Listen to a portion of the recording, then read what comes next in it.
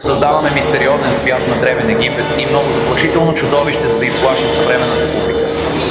Те направиха точно това, хора, и точно сега влизаме в гробницата на мумията от мумията. Казват, че е прокълната, казват, че е обитавана от духове, аз казвам, че е топло.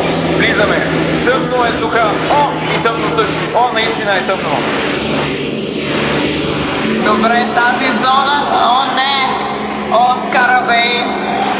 О, един от тях ме погледна. Добре, значи е тъмно, мръсно е, пълно е с гадини, така че е малко като моята кухня. Вау! Вау, вау, вау, вау! Чакай малко! Вау, това не точно!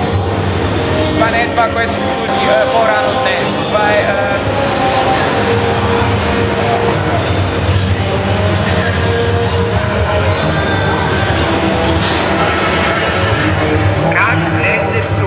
Съжалявам, извинете ме. Аз Не трябва да се говоря малко египетски, но... Горчица на кората, горчица на кората. Да, горчица на кората. Нещо за сандвич. Той е ядосан, хора. О, той наистина е ядосан. И вие трябва да сте ядосани. Животите ви са в опасност.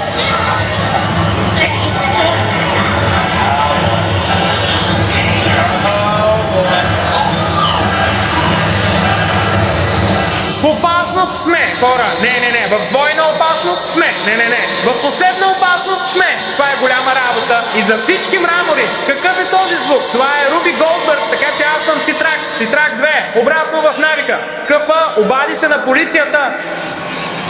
Не е добре. Какво не е добро? Лошо подкаст, Карабей! Лош човек! Не.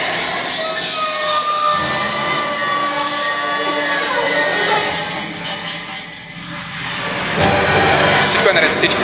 Всичко е наред. Евакуираме се. Напускаме. Всичко е наред. Лицето ми! Какво се случи с лицето ми?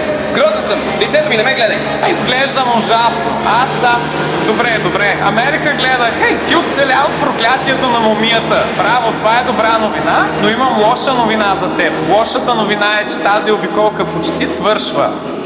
О, успокойте се. Сега ще обядвам. Турът няма да приключи, докато всички не благодарим на нашия шофьор Глен. Всички кажете благодаря на Глен, нашия шофьор.